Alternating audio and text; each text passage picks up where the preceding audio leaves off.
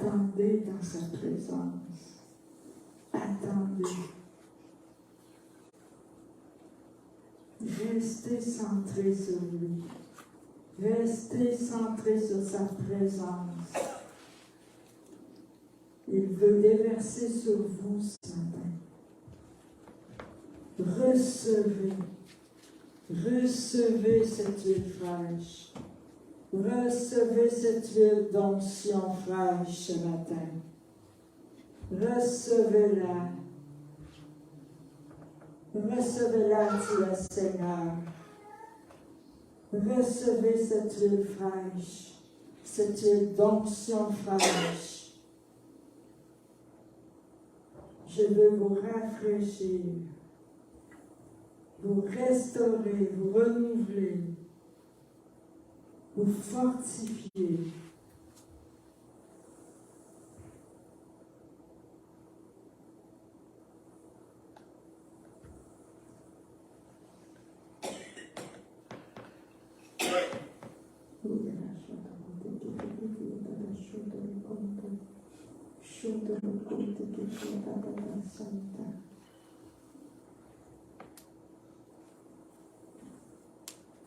C'est une huile remplie de douceur, remplie de miel,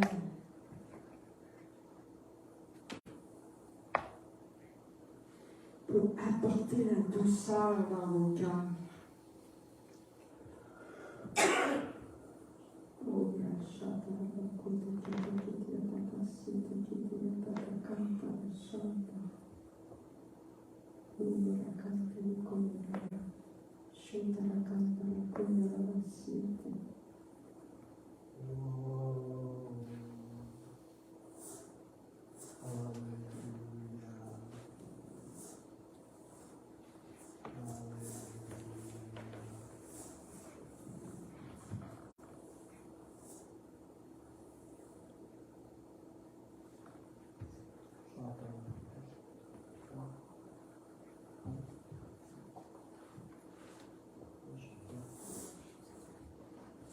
Alléluia.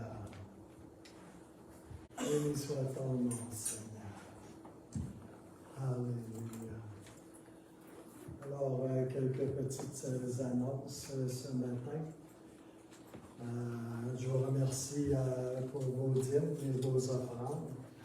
Et je prie le Seigneur de les multiplier pour l'avancement de son œuvre. Ici sur la Côte-Nord, mais pas juste sur la Côte-Nord. Alléluia. Et également, la prochaine réunion de prière va avoir lieu mercredi le 29 mars. Et puis, je veux aussi vous communiquer l'annonce qu'il va y avoir une réunion d'affaires au Centre chrétien des Sept-Îles qui se tiendra dimanche le 14 mai à 14h l'après-midi, c'est-à-dire après la réunion. Il y aura élection ou réélection à l'occasion de cette réunion d'affaires. Annie a complété un premier mandat, qui n'était pas un mandat de 3 ans parce qu'elle a complété le mandat qu'avait entamé Dany Guérin. Mais elle est éligible à une deuxième réélection, à un deuxième mandat. Ici au Centre chrétien des Sept-Îles, il y a possibilité de faire 2 mandats de 3 années. Et après ça, tu es obligé d'arrêter au moins pour une année avant de te représenter ou d'être remis sur la liste des diacres pour une élection. Elle a accepté de laisser son nom pour une possible réélection. Et d'autres noms, c'est certain, peuvent être soumis à notre attention. D'autres candidats peuvent être suggérés en complétant un bulletin de nomination. Et ces bulletins-là sont disponibles à compter d'aujourd'hui et ils doivent être remis avant le 30 avril 2023. Je vous rappelle que les nominés doivent être des membres votants et que vous devez vous-même être un membre votant pour exercer votre droit de nominer quelqu'un pour l'administration du Centre chrétien des Sept-Îles. Les nominés doivent répondre aux critères de la Constitution et rencontrer les exigences bibliques d'un poste de diaconat. C'est un poste de diaconat que d'être sur le comité d'administration du Centre chrétien des Sept-Îles. Alors, je vous suggère fortement de prier sur le sujet si vous désirez nominer quelqu'un à ce poste et les bulletins sont disponibles de nomination. Aussi, la réunion d'affaires, l'annonce de la réunion d'affaires va être affichée dans le hall d'entrée, conformément aux exigences de la Constitution, afin que la liste, ainsi que la liste des membres du Centre chrétien des Sept-Îles. Aussi, j'en profite pour dire, si vous désirez devenir un membre votant et que vous fréquentez cette Église, si vous considérez cette Église comme étant votre Église, vous pouvez en faire la demande. Là encore, il y a un petit formulaire à remplir et à être approuvé par le comité pastoral. Ces bulletins, ces formulaires, c'est-à-dire de membership, sont disponibles. Vous pouvez me le demander ou demander à un membre du comité. Aussi, cinquième petite annonce, il va y avoir un potluck, un repas fraternel qui va se tenir le dimanche de Pâques, le 9 avril.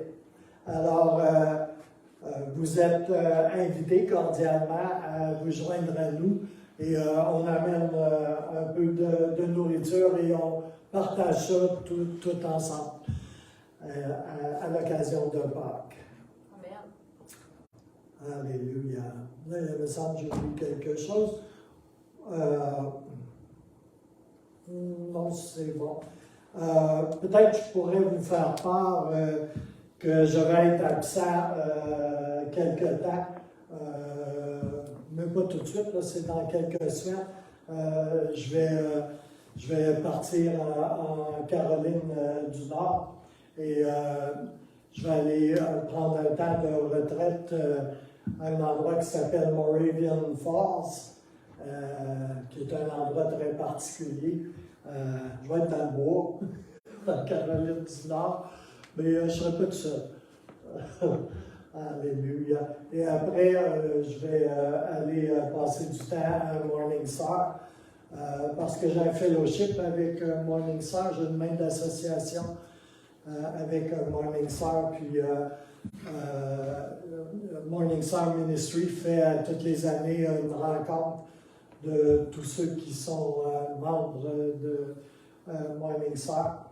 Je suis toujours un ouvrier accrédité des assemblées de la Pentecôte, soit dit en passant, mais je tiens beaucoup à cette association et c'est là que je vais me faire parler dans la face généralement, puis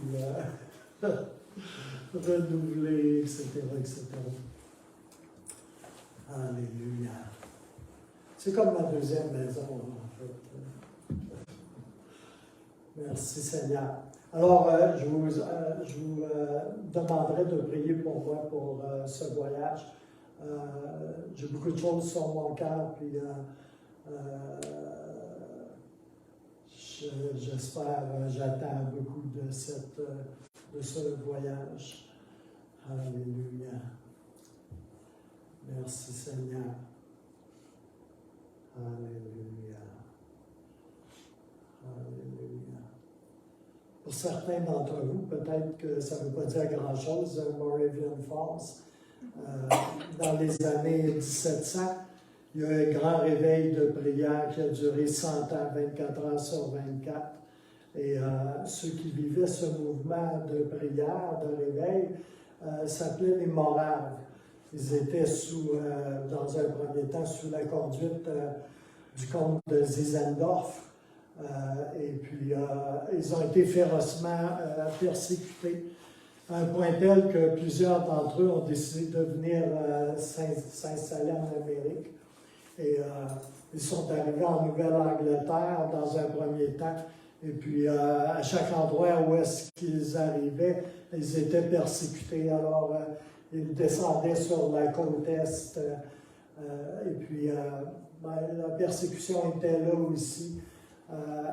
Faut comprendre qu'ils étaient extrêmement remplis du Saint-Esprit et vivaient des choses d'une manière très intense. Et moi, je trouve ça fascinant. C'est incroyable.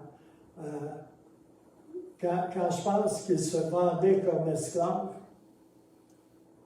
à une époque où il n'y avait pas de missionnaires dans les mouvements évangéliques et tout ça, à cause de l'influence du calvinisme, qui disait si une personne va être sauvée, elle va être sauvée.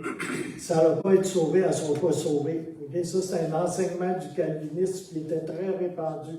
C'est-à-dire que tu n'avais pas besoin de te casser le pompon pour évangéliser. Okay? Parce que si cette personne-là décidait d'être sauvée, elle va l'être de toute façon. Okay?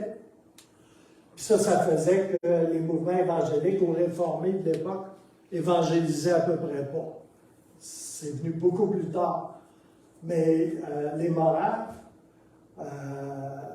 ils étaient tellement remplis de compassion, du cœur de Dieu, de l'Esprit de Dieu.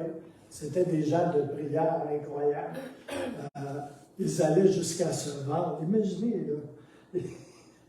Ils allaient jusqu'à se vendre pour pouvoir embarquer sur un bateau, pour pouvoir aller propager l'Évangile.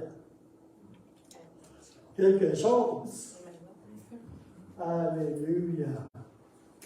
Et puis, ils ont descendu à cause de la persécution sur la côte Est.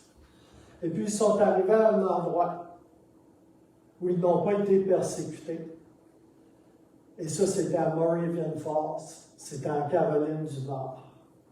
Et ils se sont installés là. Et je vais vous dire, et puis je suis vraiment très sincère là-dedans, ça l'a amené une bénédiction incroyable sur cette région et sur la Caroline du Nord au complet. Si vous allez un jour en Caroline du Nord, vous allez réaliser combien c'est une terre bénie spirituellement. Billy Graham est installé là, les ministères de Billy Graham sont installés là, le bureau chef est là. Quand tu t'en vas à l'aéroport, là, tu t'en vas à l'aéroport Billy Graham, puis tu empruntes l'autoroute de Billy Graham, appelé Billy Graham. Morningstar est là. Il y a tellement de grands ministères qui sont là. C'est très particulier. Puis pour moi, dans mon cœur, puis dans le cœur des gens, là, c'est dû à l'accueil qui a été fait aux frères Moraves, qui ont demeuré là et qui ont prié et intercédé pour leur temps d'accueil 24 heures sur 24. Pendant des années, des années, des années. Nous, on fait une réunion de prière, tu sais, puis c'est beau, ça, on est quelques heures. Le réveil moral va durer 100 ans. Fairland Square. 24 heures sur 24. Et il y avait une présence de Dieu là incroyable. Alléluia. Fait que c'est là que je m'en vais pour passer un temps dans un centre de retraite à cet endroit particulier. Alléluia. Je devrais partir à l'entour du 17. Avril. Oui. Alléluia. Dieu voulant. Alléluia. Ah, il a l'air à vouloir pas mal. Qu'est-ce que je peux voir? Alléluia. Merci Seigneur. Alors, je vais aller avec le partage ce matin. Et je vais continuer à partager sur l'humilité.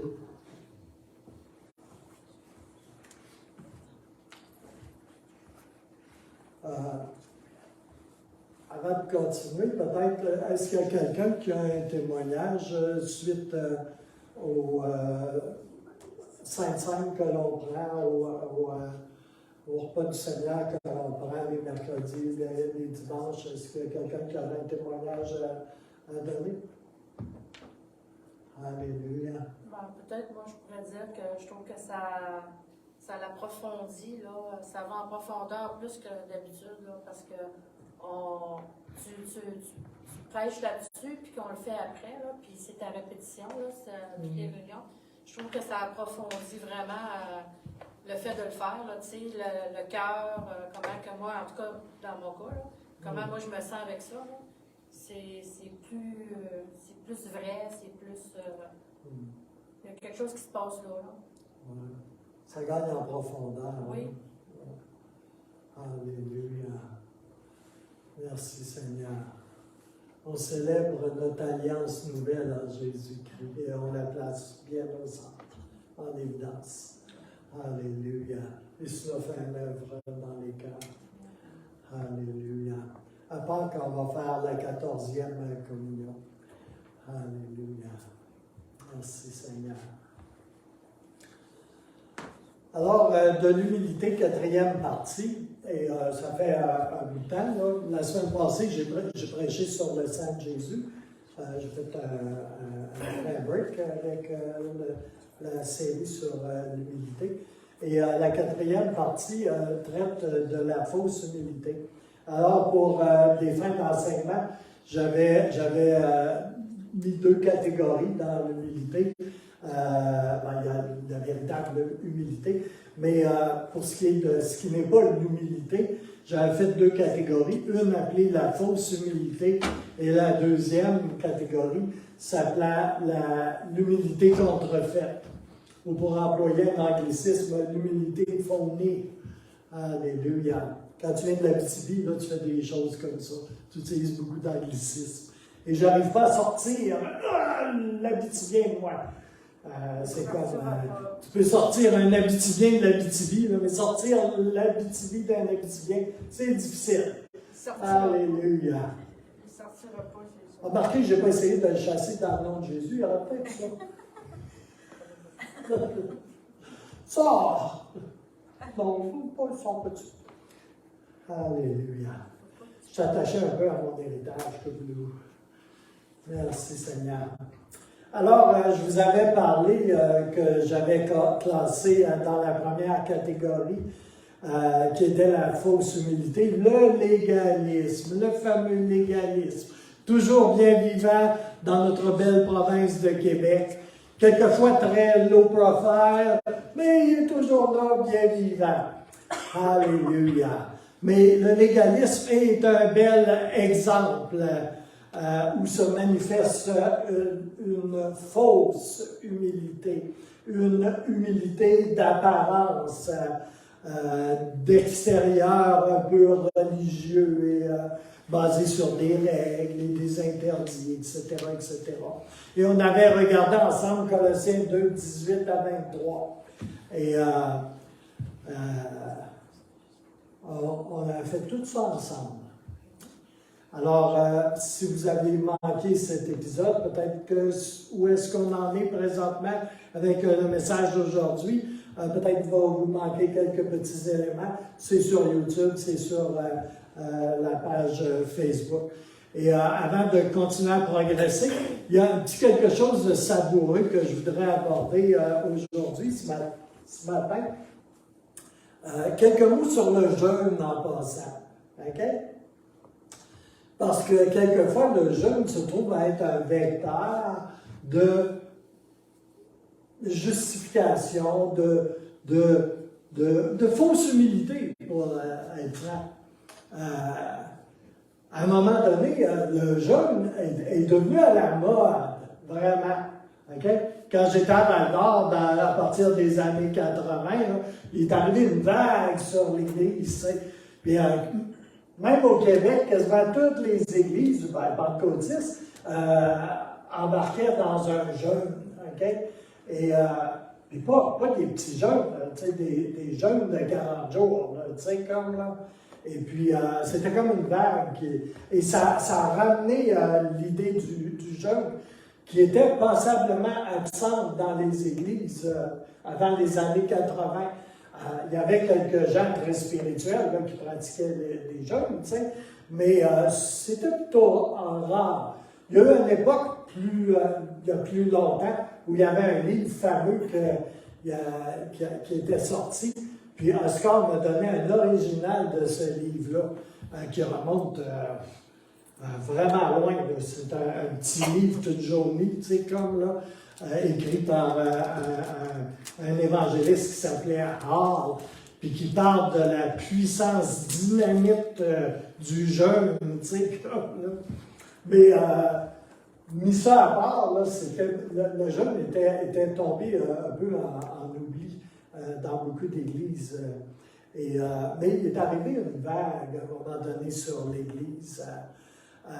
C'était très populaire chez les gens spirituels. Puis il y en a qui ont commencé à considérer que c'était comme un signe d'humilité que de jeûner, que de s'adonner à cette discipline du jeûne. Souvent pour obtenir des choses de la part du Seigneur, mais c'était devenu comme vraiment, c'est venu pareil comme une mode sur l'Église. Là, que jeûner, ça ne va même pas pourquoi. Il n'y a pas nécessairement les bons motifs non plus. Là. Mais on dirait qu'à force, à défaut d'être humble dans la vraie vie, c'est comme à un moment donné, tu établis quelque chose là. 3 jours, une semaine, 7 jours, un mois, 40 jours,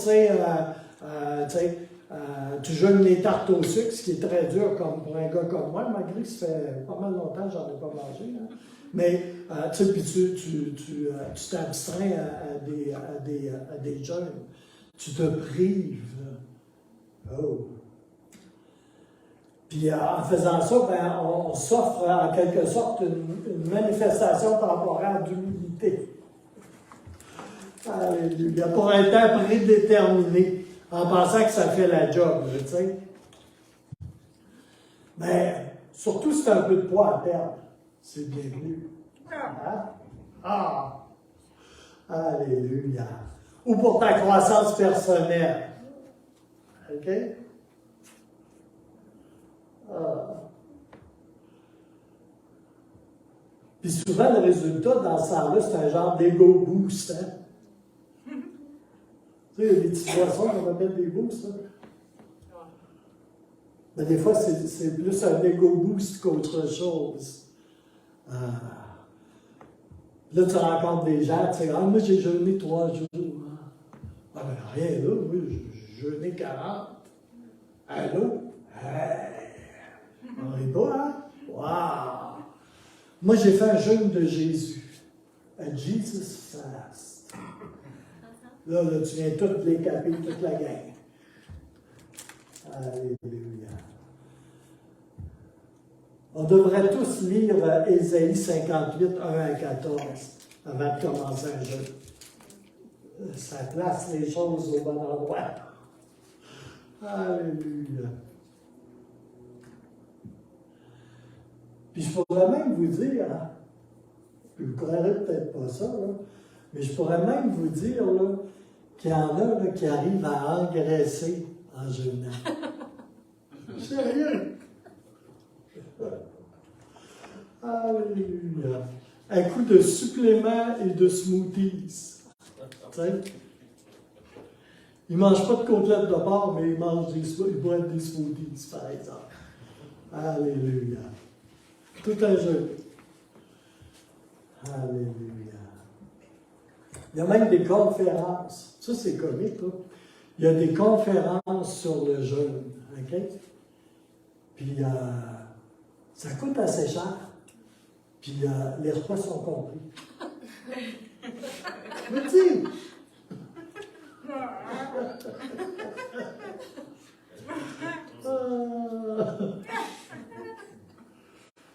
Oui, j'ai juste allé à Cuba pour ça. La bouffe est tellement pas bonne.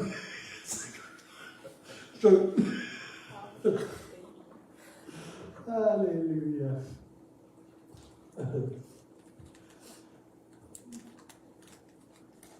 Ben souvent, ça sert beaucoup plus à glorifier la chair et, tu sais, ou un esprit religieux qu'autre chose. Puis, entendez-moi bien, là, je ne veux pas dire que c'est pas correct de jeûner, là. J'aime le jeûne, j'aime vraiment le jeûne. Puis, je trouve que c'est quelque chose d'extraordinaire. C'est une discipline extraordinaire. C'est, tu veux crucifier ta chair, là, c'est comme, là, tu jeûnes. Elle va te faire une méchante crise. 3 jours. OK? T'sais, si tu réussis à survivre aux 3 premiers jours, surtout si tu fais un jeûne juste à l'eau, c'est pour ça, là, ben, si tu réussis à survivre aux 3 premiers jours, tu vas être correct pour le restant du jeûne, peu importe la durée. Tu vas être bien parti, on pourrait dire. Mais les 3 premiers jours sont épouvantables. Alléluia. Mais j'ai découvert quelque chose. C'est que lui, là, ici, là, il n'est pas très intelligent. Mais tu lui donnes bien de l'eau. Pendant autant qu'il y a quelque chose, là, ça le calme. Il te laisse en paix. Il ne t'achète pas trop. Alléluia. Alléluia. Mais, vous savez, les œuvres de la chair vont se cacher dans toutes sortes d'endroits. Puis l'esprit religieux, là, c'est comme, il aime faire de la récupération. Okay? Il est vraiment fort en récupération. Il arrive à récupérer à peu près n'importe quoi quand il s'y met. Alléluia. Fait qu'il faut vraiment le placer. Il faut vraiment. C'est pour ça que, tu sais, c'est comme. Moi, quand je commence un jeûne, là, je vais lire Ésaïe. Tout le temps. Tu sais. Puis ça m'aide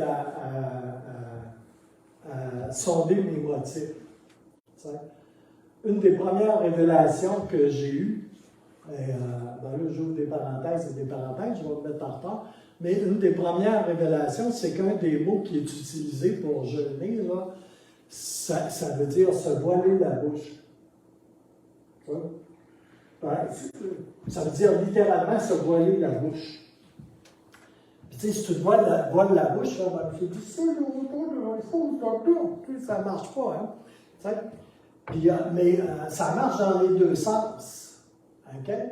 Puis ça, là, ça vient me visiter à chaque fois que je fais un jeûne. Cette révélation-là que j'ai eue il y a très, très, très longtemps, tu sais.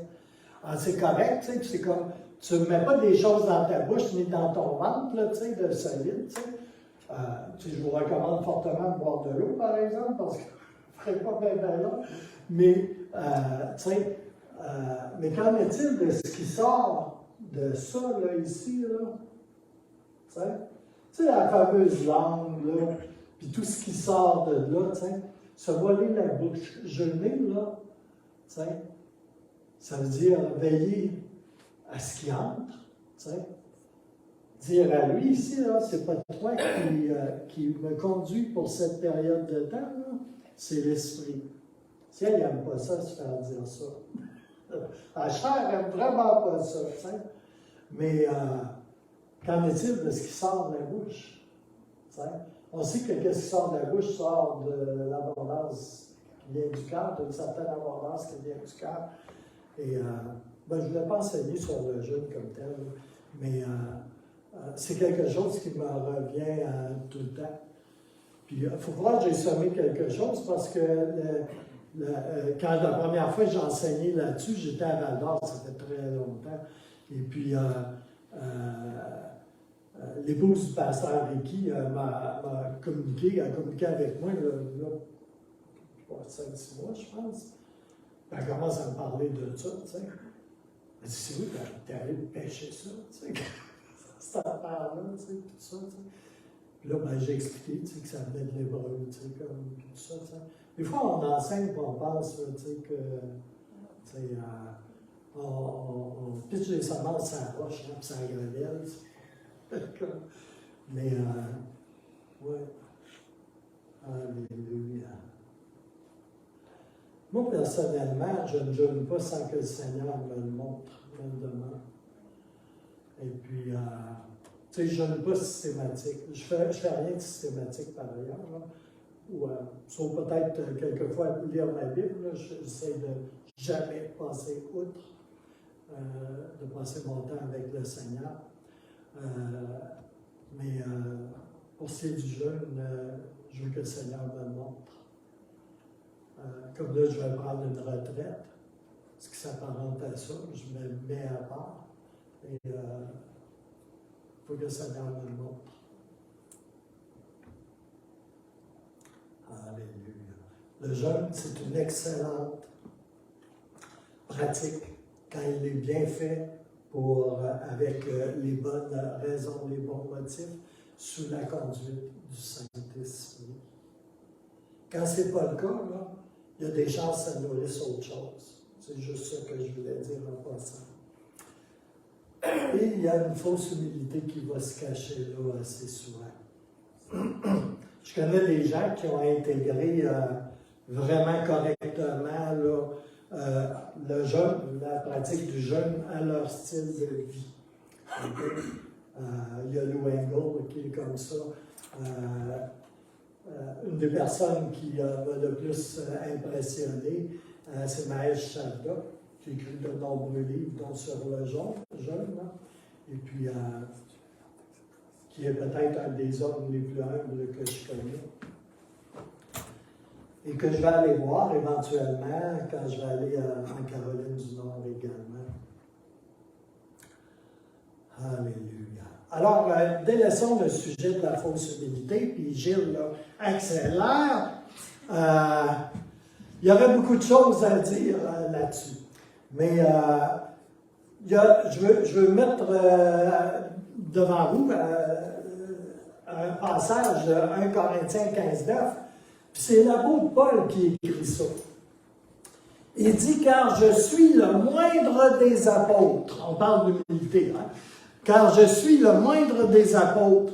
Je ne suis pas digne d'être appelé apôtre. Alléluia.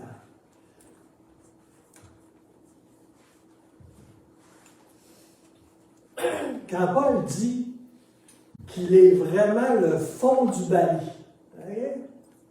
Il est le fond du sac. Il se compare aux graines qu'il y a dans le fond du sac de chips. C'est comme là. C'est le dernier des apôtres. C'est les graines dans le fond. C'est le fond du baril. Il ne disait pas ça pour être genre politiquement correct. Là, pour avoir une chose genre, une attitude genre, hey, les boys, regardez comme je suis humble.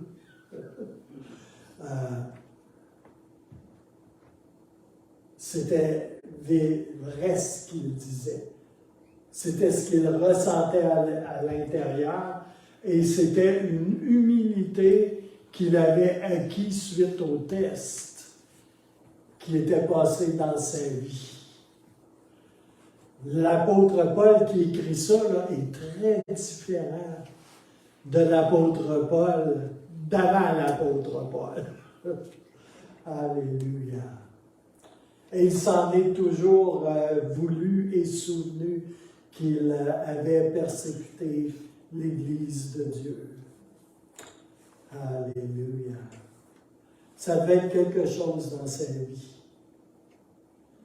D'assumer à quel point il avait pu persécuter l'Église dans son zèle aveugle. Et Dieu s'est certainement servi de cela pour l'humilier.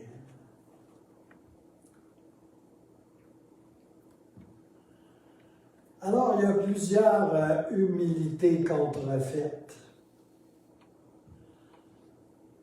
Il y en a, je vais parler beaucoup du contexte au Québec, là, on va laisser faire les autres endroits. Des fois, il y a des choses, c'est culturel beaucoup. Mais tu sais, il y en a qui pensent que parce qu'ils sont malades, physiquement, ils sont malades, là, ils sont tellement éprouvés là, que ça devient spirituel. Le diable est tellement après eux, là, ils sont donc spirituels, eux autres.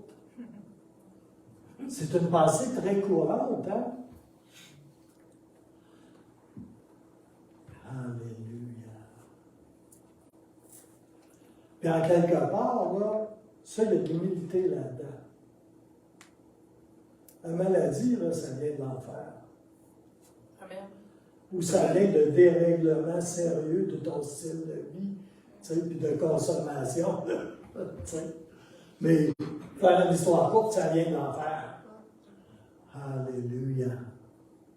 Puis il y en a que parce qu'ils se couchent à plat ventre devant les autres, parce qu'ils s'aplatissent pour que le premier venu puisse s'essuyer les pieds sur eux autres, là, qu'ils sont vraiment humbles à cause de ça.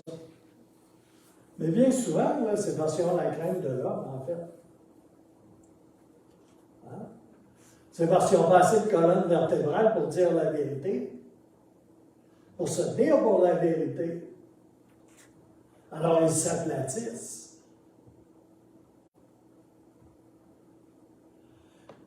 C'est parce que souvent, ils n'ont pas assez d'amour pour dire la vérité quand elle doit être dite. C'est difficile de dire la vérité quand elle doit être dite. Au pénitencier, il y a une employée qui était là, qui avait du galon, là. Elle me reprochait un jour que je voulais trop être aimé, que c'est pour ça que je faisais ceci ou que je faisais cela. Mais oui, j'ai commencé à méditer là-dessus. Là. Je me suis dit, c'est-tu vrai que c'est ça, finalement? Tu sais, que c'est comme égoïste, finalement, que c'est comme parce que, tu sais, je vais être aimé par tout le monde. Tu sais? Puis elle m'a vraiment rentré un coin là-dedans. Hein? Je me suis remis en question avec ça. Parce qu'il n'aime pas être aimé. Hein? Qui? Mais mon véritable motif, ce qui était mon moteur, c'était ce que le Seigneur m'avait donné pour exercer le ministère auprès de gens qui sont en prison pour la majorité, pour toute leur vie. Tu sais? Puis, c'était de les aimer. Le diable arrive, hein, puis il vient voir, puis il prend la vérité, là, puis il le retourne. Hein? Et mon gars, il te rend ça pareil comme un coin hein, dans ta vie. Tu sais? Puis des fois, il y a un petit peu de vrai. Pour que ça colle et que ça fasse bien, là, ça prend un petit peu de vérité là-dedans quand même. Hein? Un bon menteur met toujours une petite dose de vérité dans son affaire. Hein? Puis combien savent que Satan a beaucoup d'expérience? Alléluia. Alléluia. Mais ça m'a vraiment fatigué, tu sais. Ça m'a vraiment, là, c'est comme, ça c'est vrai? Tu sais, comme là. Alléluia. Non, j'avais un engagement à tout prix de les aimer comme le Père les aimait et de les voir comme le Père les voyait. Quand même, ça leur faisait venir les cheveux droits de sa tête au staff, puis aux gardiens, puis à tous ces gentils gens-là. Alléluia.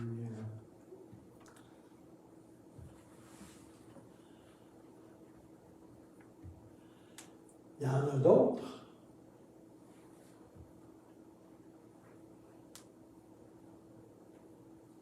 C'est comme, ils se voient comme des vers de terre. Oh oui. Ça, c'est de l'humilité. De se voir comme un ver de terre.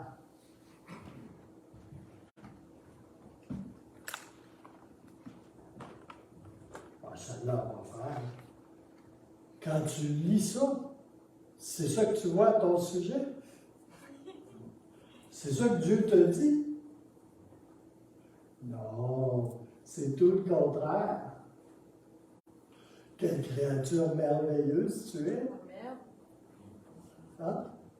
Puis même le ver de terre, tant qu'à ça, là, c'est une créature merveilleuse. Hein? Tellement importante. Alléluia.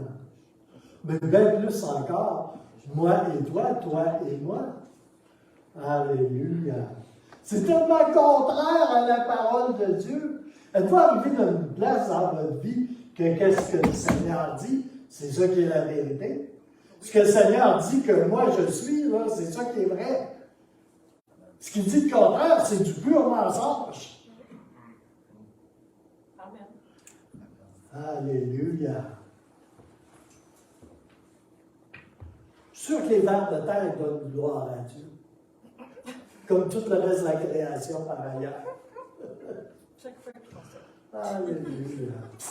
Les baleines chantent à la gloire de Dieu. Alléluia.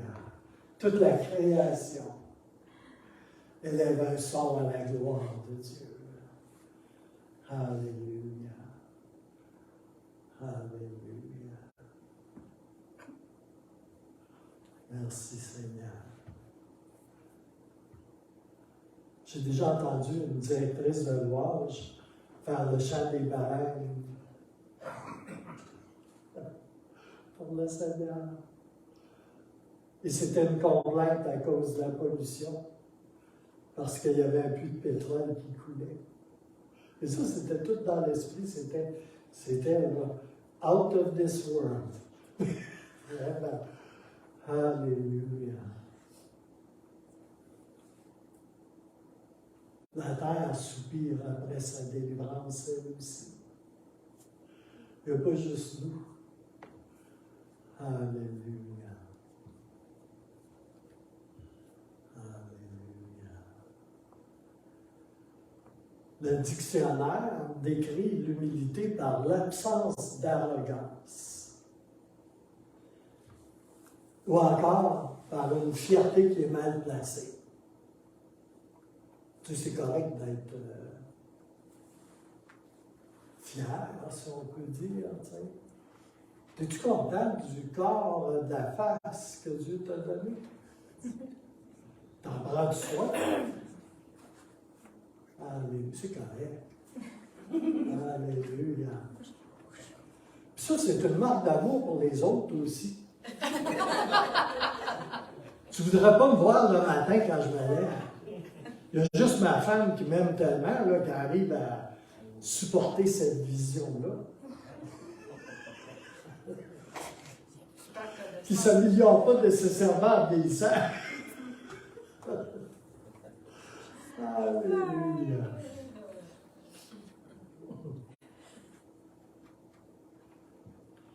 Puis tu sais, il y a un terme qui n'est pas vraiment à la mode, là, mais on appelle ça la modestie.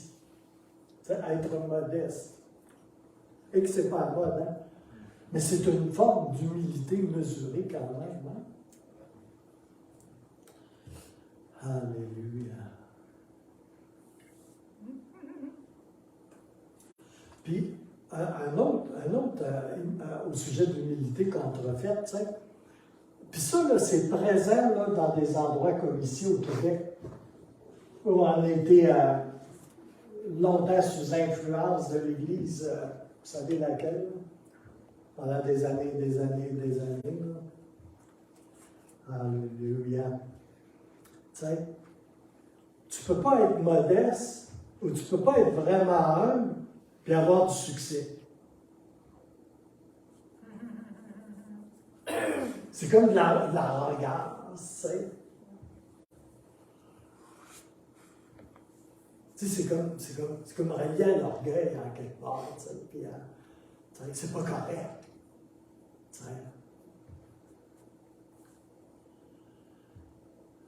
Avoir du succès dans sa vie, avoir du succès tout en étant humble bibliquement parlant, je dis bien bibliquement parlant, c'est pas correct. Ça va avec l'esprit de pauvreté qui est bien enraciné au Québec. Ni pour un petit pain. Hein? C'est spirituel de crotter. C'est un signe d'humilité. Religion. Un bon passeur, de 30 ans, 40 ans, là, ça avait 4 tailleurs différents en dessous de son char qui tombaient en morceaux. Puis ça, c'était correct. Ça, c'était Anne. Ouais, ça, c'était correct. Il était vraiment consacré, là. Hein?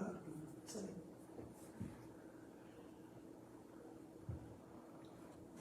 Alléluia. Ça, ce genre de choses-là, ça passait moins bien chez nos voisins du Sud. Je ne sais pas quoi. Mais ici, c'était correct, ça.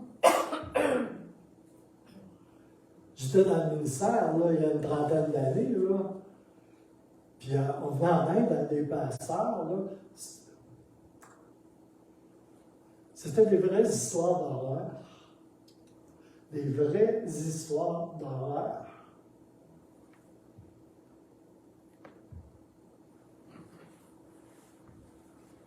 Mais en quelque part, c'était correct. Ça leur apprenait l'humilité, puis la dépendance à Dieu. Épouvantable.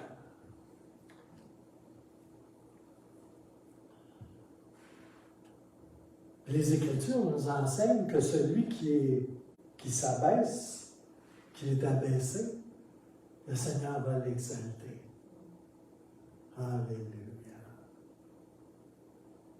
On a vu ça dans les premiers enseignements que j'ai enseignés sur l'humilité. Il y a un principe biblique. Parce que Dieu résiste aux orgueilleux, hein, ça c'est écrit aussi. Mais entre l'humilité contrefaite, là, tu sais, comme, là, puis l'orgueil.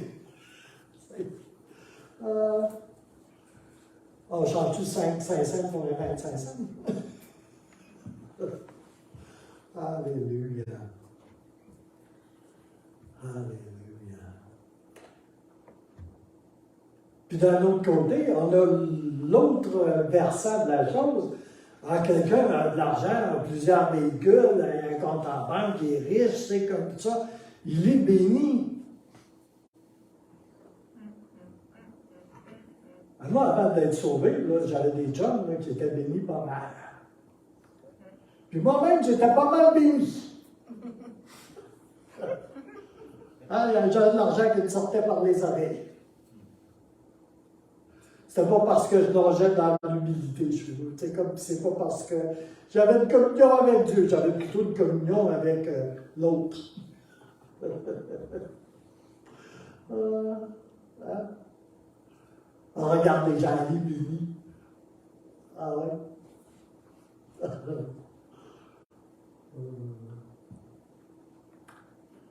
Mais je peux vous dire ceci, et ça c'est vrai par exemple.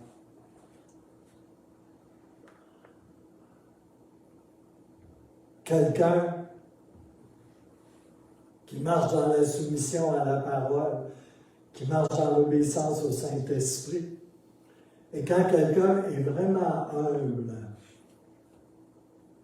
ou dans les voies véritables du Seigneur, il est béni. Alléluia. Il est béni de Dieu. Alléluia. Pour ceux qui n'ont aucune obéissance à la parole de Dieu, qui ne marchent pas et ne suivent pas le Seigneur, leur bénédiction, entre guillemets, leur richesse, c'est leur prison. C'est leur prison. Est-ce que c'est ce qui poursuit? Alléluia. Alléluia. On voit souvent le succès comme étant en opposition à l'humilité. Dans notre culture québécoise, là, sociétale, c'est comme, ça ne va pas ensemble. Ben, moi, quand je lis les Écritures, ça va très bien ensemble. Alléluia. Et vous savez, on a probablement une ADN qui vient du ciel, Mais on a quelque part un peu l'ADN du saumon. Pour ceux qui aiment le saumon, c'est correct. Nous, on n'aime pas le saumon. C'est bien apprécié.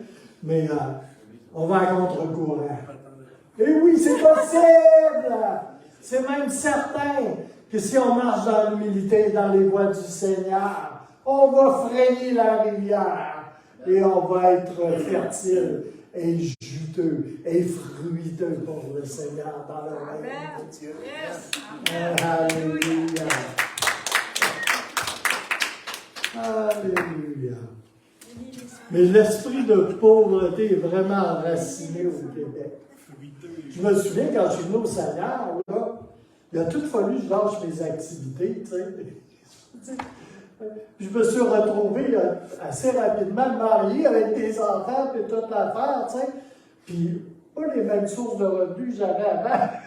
Tu sais.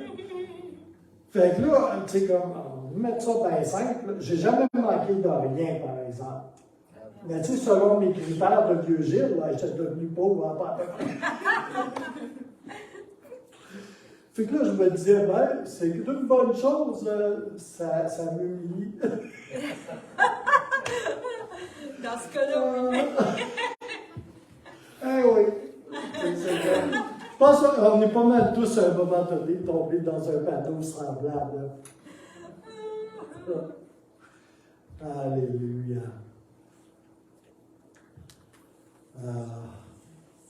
Jésus lui-même, en Matthieu 5,5, dit « Heureux les doux ». Je vous ai parlé que doux et humble, c'était synonyme dans les Écritures. C'est interchangeable. Alors, heureux les humbles, parce qu'ils hériteront la terre. Alléluia. Le Seigneur requiert de nous que nous soyons humbles. Alléluia. Alléluia. Mais l'humilité, là, c'est pas la perfection. OK? Je vous rassure tout de suite. En Matthieu 5,48, quand les Écritures parlent d'être parfait, c'est une mauvaise traduction du mot grec téléos, qui en fait devrait être compris comme parlant d'être mature. OK? Ça change les choses, hein? Et non pas d'être parfait au sens littéral. OK? C'est une impossibilité d'être parfait. OK? Puis j'ai traduit la version de Message, OK? Qui a vraiment là, mis le doigt sur l'affaire. Vous l'avez ici. La traduction française que j'ai faite, c'est en un mot, et c'est vraiment bon, c'est succulent. En un mot, ce que je dis, c'est grandissez! Amen. Vous êtes des sujets du royaume maintenant. Vivez comme tel. Vivez votre identité créée par Dieu. Vivez généreusement et gracieusement envers les autres, comme Dieu vit envers vous. Amen. OK? Littéralement, là, grow up. Grandis. Deviens mature dans le Seigneur. Alléluia. Là, t'es là, puis tu passes. Là, tu regardes, moi, j'ai pas l'air plus mature. C'est ça, Moi, je suis devenu mature à je ne sais pas quel âge, mais ça n'a pas 18 ans, ça, c'est sûr. Ça devrait être là aux alentours de 33. Le Seigneur m'a dit, ah, tu vas te marier. Quand tu m'as vu, tu es devenu mature. C'est ça, tu as tout compris.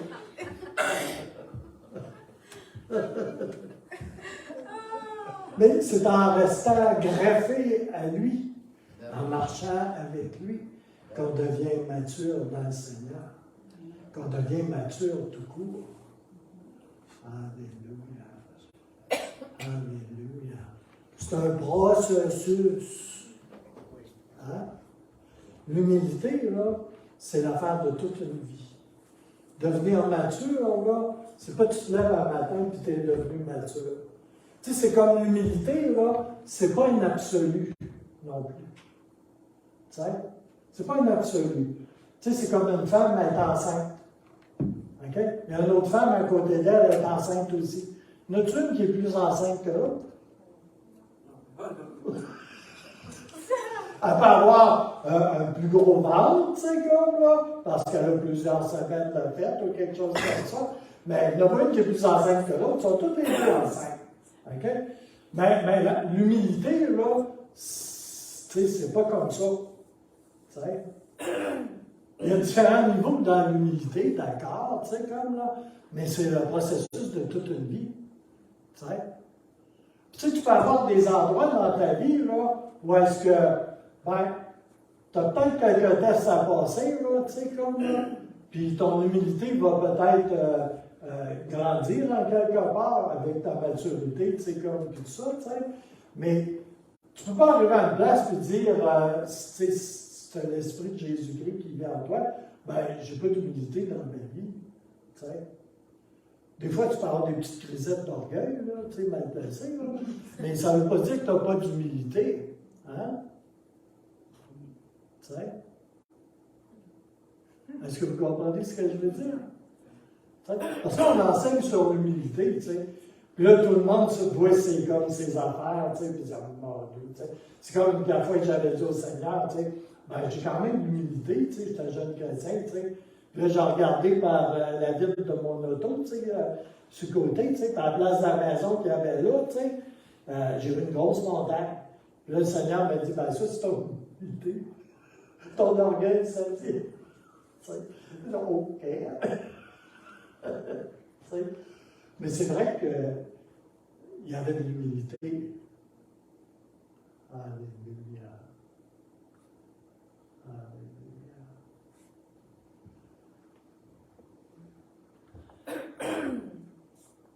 Puis il m'avait dit aussi cette fois-là, je le répète, là, mais tu sembles, Gilles, confondre un peu la mauvaise estime de toi que tu as, tu sais, avec l'humilité, tu sais. Tu devrais peut-être départager les choses. Alléluia. Puis j'ai grandi dans le Seigneur aussi. Alléluia. Puis il m'a guéri, il m'a délivré, il a fait une œuvre dans ma vie. Alléluia. Alléluia. Vous savez, on voit des leaders, tu sais. C'est vrai qu'il y en a qui sont plus humbles que d'autres, on va dire. Quand je vois Maël Chaddock, là, c'est comme, pour moi, c'est comme un modèle, tu sais. Porter autant de présence de Dieu, tu sais, puis de choses du royaume, tu sais, puis pouvoir être comme il est, là, c'est comme ça, impressionnant. Vraiment. Alléluia. Tu sais, des centaines de milliers de guérisons, puis Dieu, il se promène la main. Puis là, il va s'asseoir à la porte de l'église, puis il va parler à tous ceux qui se présentent à lui, qui font la ligne, pour aller lui parler ou recevoir de la prière, tu sais, comme ça. Puis s'il ne va pas de là, le temps qu'ils n'auront pas tous passé, puis il y en vient du monde. Alléluia. C'est l'église, c'est une grosse église, là, c'est un gros ministère quand même, là, tu sais. La plus simple que j'ai jamais visitée, je pense. Tu sais, ça pourrait être un hangar de skidoo, cette affaire-là, ou n'importe quoi, là. Il n'y a pas de décor, là, c'est pas, tu sais, comme...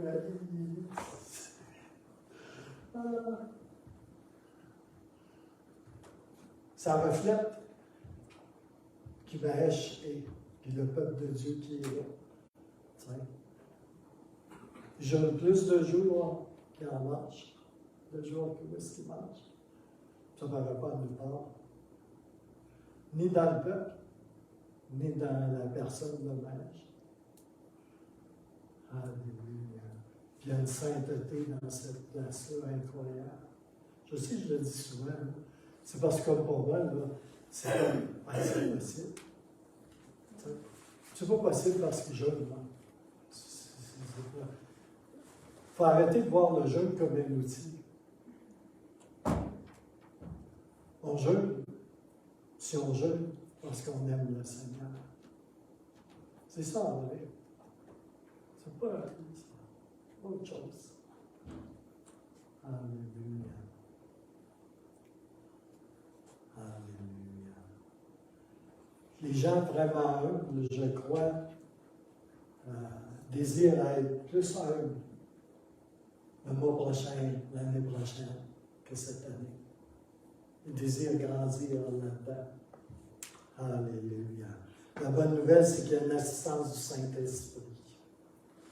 Avoir l'humilité grandir dans notre vie.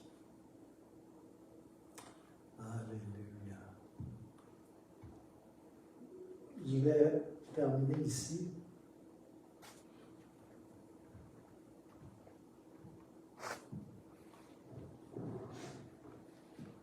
Et on va prendre la communion. Et je vais prendre un petit peu de temps pour juste partager quelque chose. Il y avait une conférence à Morningstar à la fin de semaine, jeudi, vendredi, samedi. C'est une conférence sur la louange. Puis la personne qui était censée être un des pivots de cette conférence-là était malade, elle n'a pas pu se présenter. Fait qu'ils ont dû se revirer de bord assez rapidement, comme on dit. Et puis, en tout cas, puis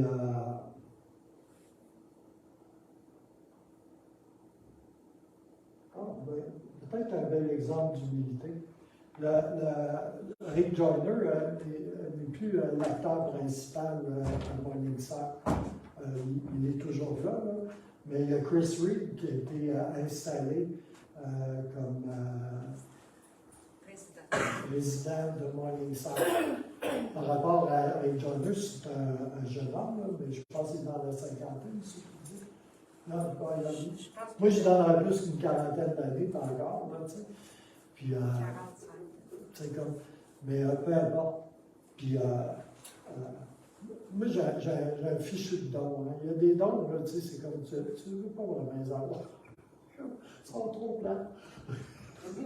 Tu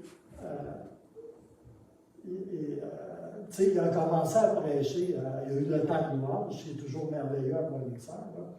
Il y a Tom Potter qui était là. Puis, mais tu sais, Chris Reed a commencé à prêcher, tu sais. Puis, c'est comme, il y a vraiment des dons là, exceptionnels, tu sais. Puis là, moi, j'ai commencé à être irrité, hein. Puis là,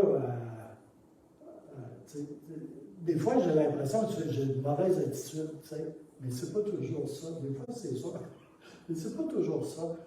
Puis, tu sais, à un moment donné, je me suis levé, tu sais, puis j'ai dit, bon, ben moi, là, tu sais, c'est comme, bye-bye, au revoir. Puis, j'étais affreux, tu sais, comme, puis, tu sais,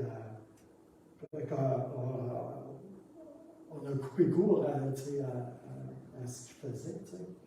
Puis, le lendemain, on est descendu au sous-sol, parce qu'on fait ça souvent au sous-sol, il y a un gros écran, tout ça. Puis, Chris Reed arrive, puis il s'excuse d'avoir conduit la réunion comme il l'avait conduite. As-tu vu ça bien souvent? Il s'est excusé parce qu'il dit le Seigneur, ce qu'il voulait, c'était des baptêmes dans le Saint-Esprit, pas que je prêche. Tu sais? Un exemple d'humilité réelle quand tu es un leader. Alléluia. Tu sais, puis ces gens-là sont testés, ils ne se retrouvent pas là, comme ça. Là, tu sais. Moi, je me considère comme un genre d'échantillon à comparer à ces deux-là. Puis, tu sais, comme il a demandé pardon, tu sais, comme, puis là, il y a eu une réunion assez spéciale. Mais c'est pas juste, c'est une anecdote, mais peut-être certains d'entre vous connaissez Don Potter. Tu sais, c'est un musicien, producteur, compositeur.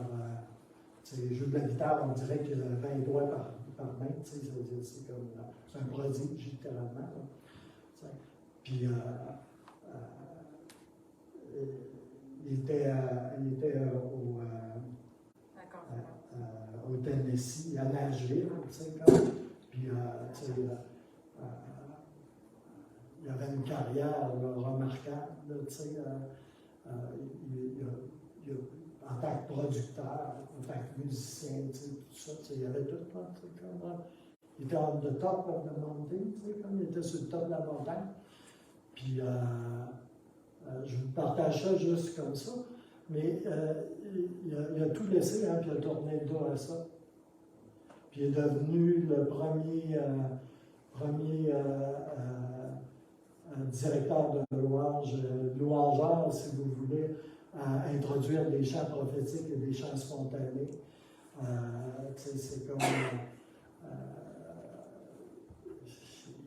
c'est une personne de référence, c'est comme Leonard Jones.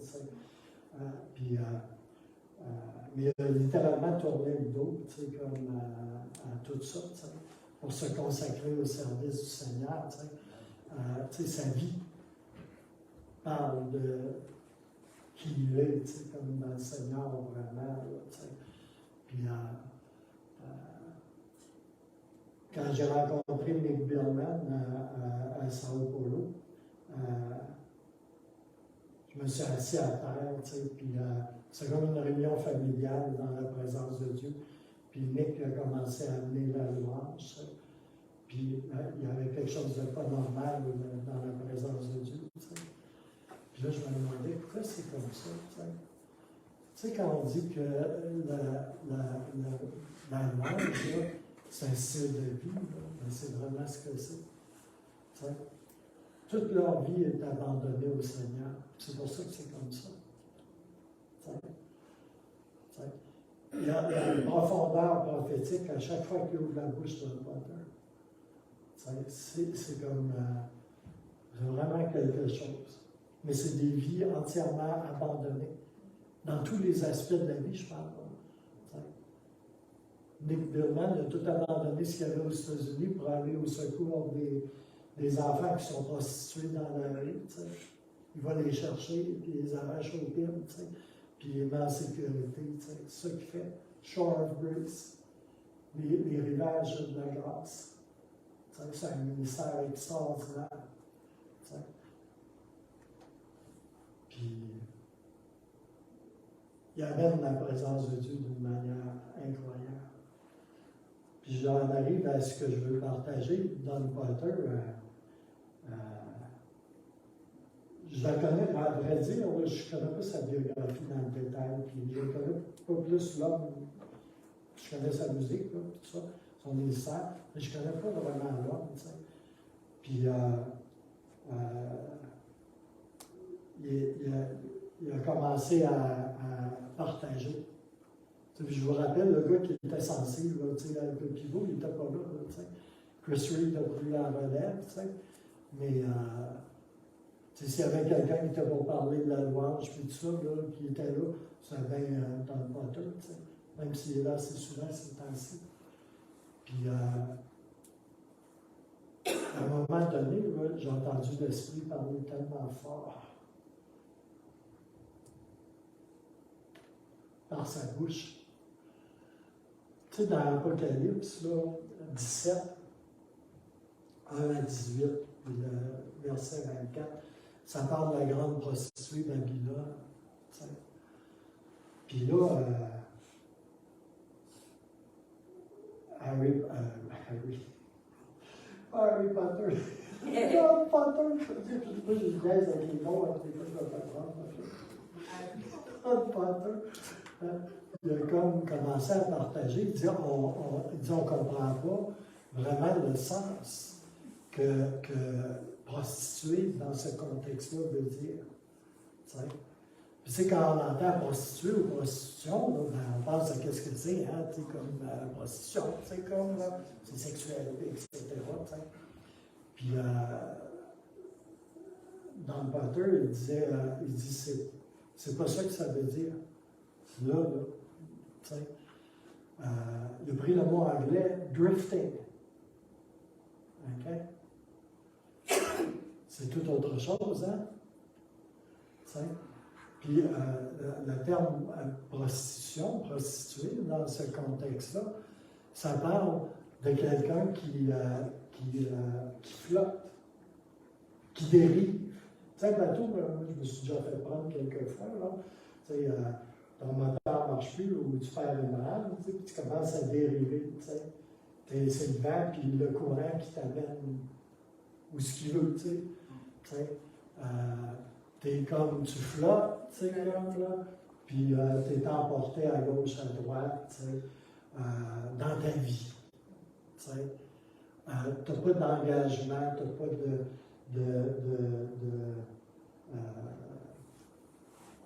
d'ancrage, tu passes dans la vie, tu drifts. Tu passes ta vie à juste dériver. Ah, ça va faire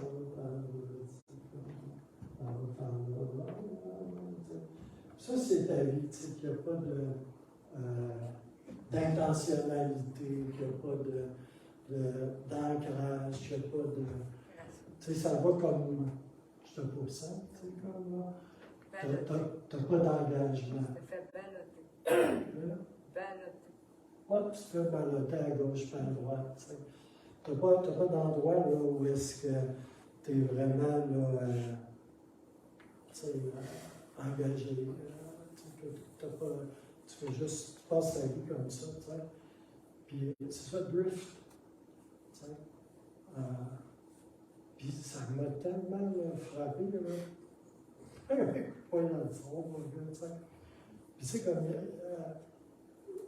Puis, tu sais, il disait, tu sais, comme là, il y en a, tu sais, comme, qui sont comme ça. Ils sont dans l'Église, ils sont dans le Seigneur, tu sais. Mais ils sont juste, ils driftent, ils dérivent continuellement, tu sais. Puis, tu sais, Babylone, là, la grande, la prostituée, là, c'est ça, en fait. C'est pas sexuel, là. C'est qu'elle est loin de tout commitment. Là, je suis rendu quasiment dans le bec français. Loin de l'engagement. Ouais, c'est ça, tu sais. Puis on est souvent à des endroits comme ça, tu sais. Puis à Louange, j'ai continué, tu sais. Puis après ça, ils ont revenu avec une autre affaire, tu sais. Puis. Ça se compare à l'idolâtrie. Hein? Ça se compare à l'idolâtrie. Ouais. Ouais. Ben, il y a quelque chose de très puissant dans l'image. Tu sais. Puis après ça, à un moment donné, il parle. Tu sais. Ça, je voyais tellement ça comme étant tellement rentré dans nos vies, puis dans la vie de l'Église, dans la vie du peuple de Dieu. Tu sais. Puis il a commencé à partager, tu sais, que le Seigneur n'était pas intéressé du tout à recevoir là, ce que tu donnes, tu sais, qu'il n'y a pas de prix, qu'il n'y a pas de valeur, tu sais, comme là, que les graines, tu sais, les restes, ce qui est en dernier, tu sais. Tu sais, le Seigneur, il ne veut pas ça, là. Il n'en a pas besoin. Ça n'a pas de valeur. Tu sais, ça n'a même pas de valeur pour toi. Tu sais, pourquoi tu en donnerais pour lui? Tu sais. Puis souvent, on donne ce qu'il n'y a pas de prix. Tu sais. On grandit dans une culture spirituelle comme ça aussi. Tu sais. Dieu, il est bon, il est fin. Tu es un peu sénile, je pense. C'est comme tu peux lui donner n'importe quoi, c'est pas grave. Tu sais. Pourtant, lui, quand il est venu le temps de nous sauver, là, il a payé le plus grand prix qu'il ne pouvait pas payer. Puis, tu sais, nous autres,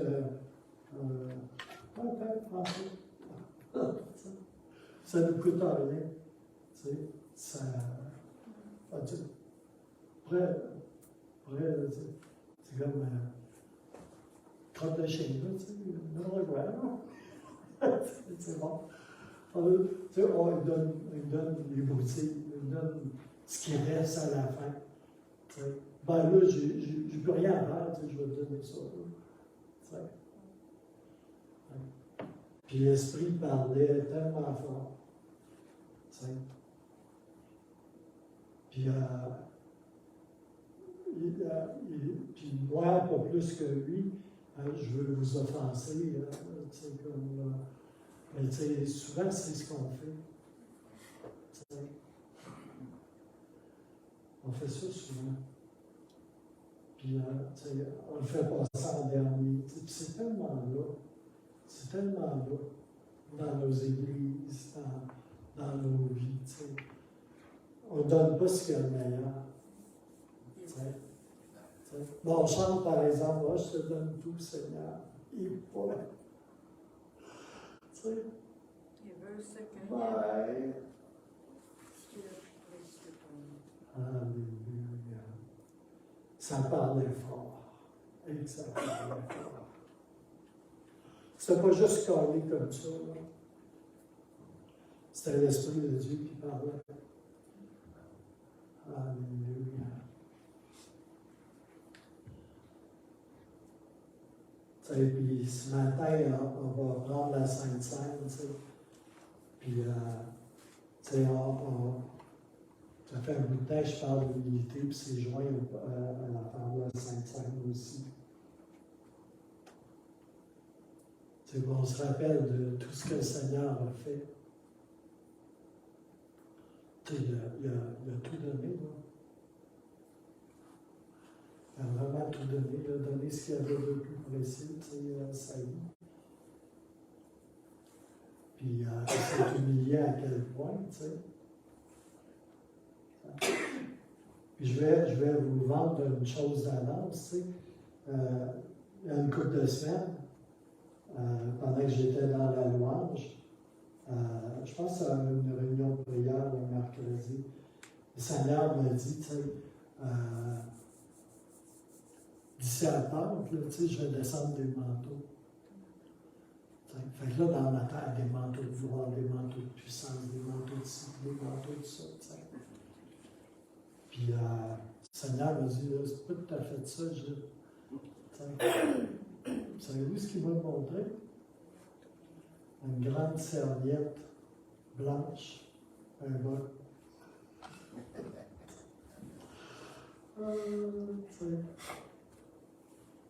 Je vais descendre un manteau de serviteur. Je vais descendre des manteaux de serviteur.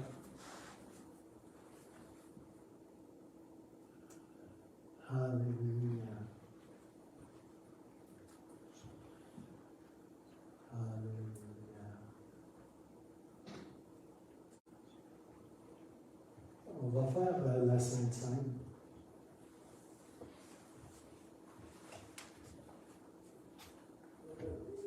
Vous savez,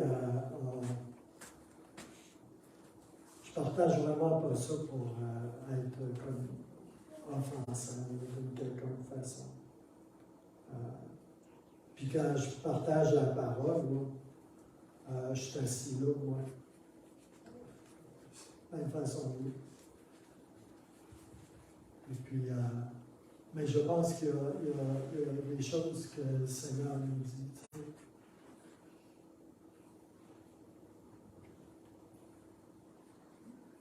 Le Saint-Esprit veut faire une œuvre ici, dans cette Église, dans nos vies. Alléluia. Tu sais, on a besoin d'être vrai. Si on doit quelque chose au monde, là, c'est d'être vrai. Tu sais, d'être vrai avec le Seigneur.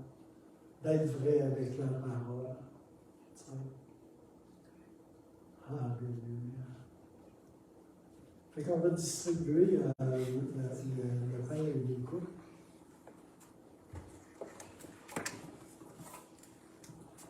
Alléluia.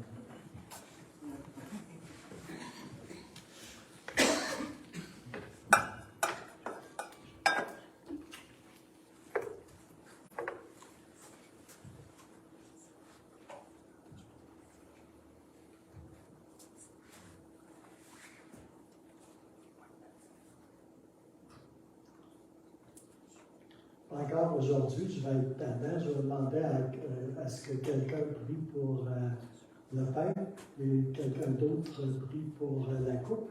À moins que la personne voudrait prier pour les deux. Alléluia. Est-ce qu'il y aurait un grand volontaire ou une grande volontaire loin de Dieu? Bon, Laurent, il va y aller. Alléluia.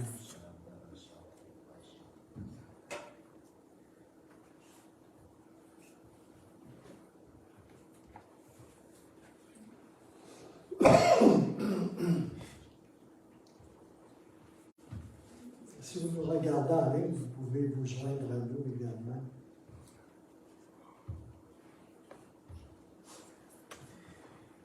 Alléluia. Gloire et gloire à Jésus. Alléluia. Alléluia.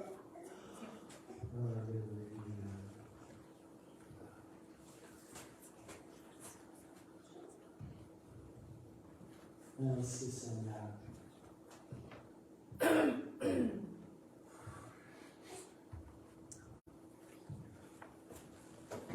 Enfant, seras-tu porter le micro à Laurent? C'est pas pour les autres, c'est pour moi, je suis dur à venir.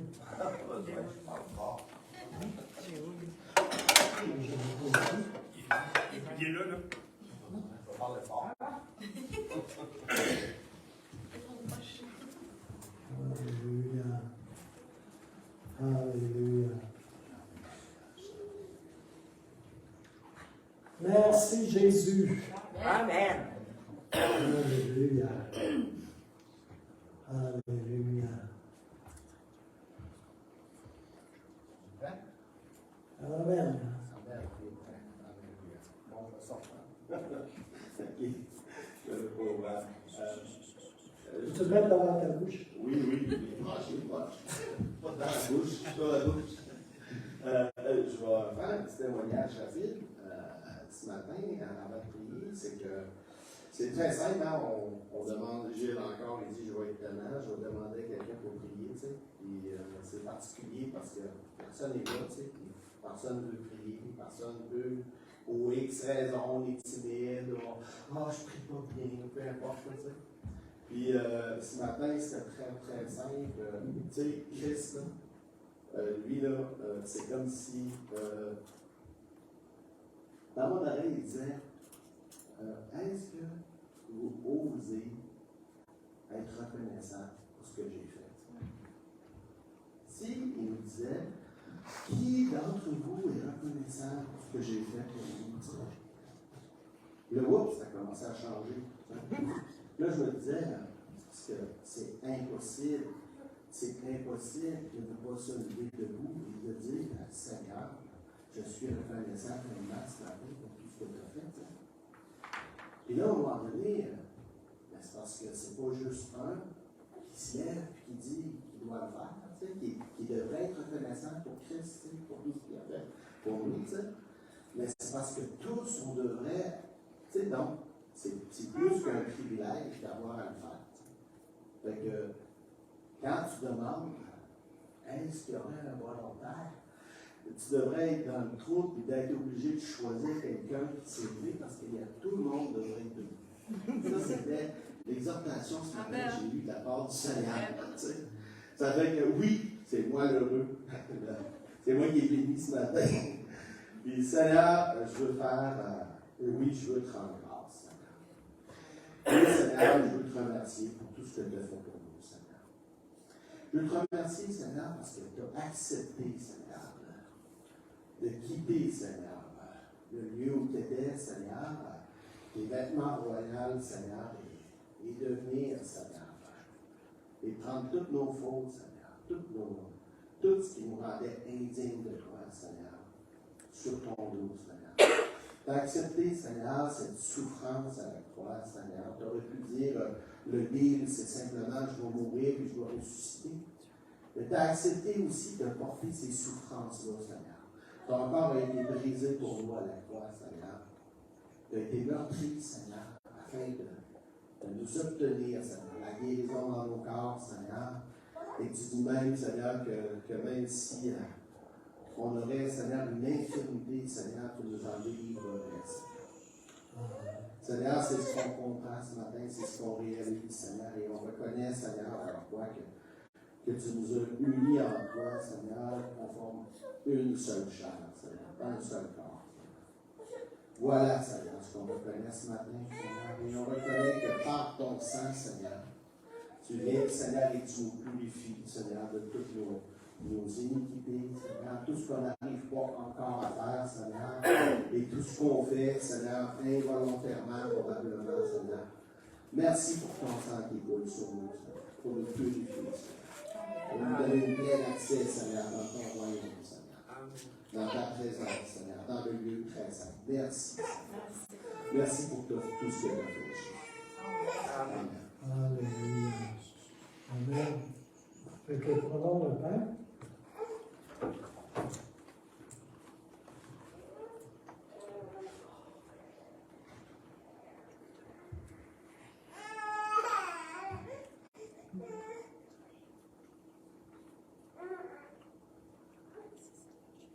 Et merci Seigneur pour l'écoute. Prenons la coupe.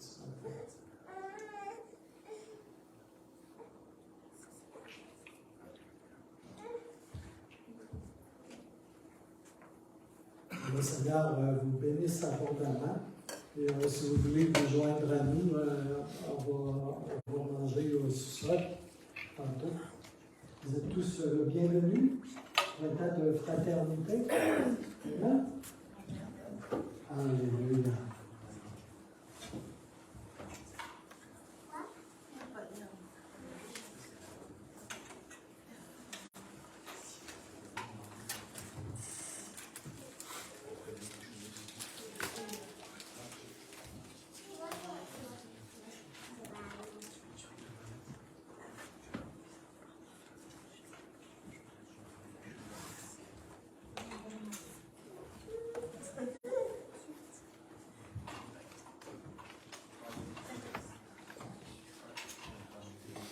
S'il y a des gens qui ont besoin de bulletins de nomination ou d'un formulaire pour devenir membre votant du Centre chrétien des Septimes, vous pouvez me le demander, bien évidemment. Et puis, quand je vais être absent, quelqu'un ici va les avoir, les bulletins, les documents, tout ça. Alors, bonjour à vous en ligne.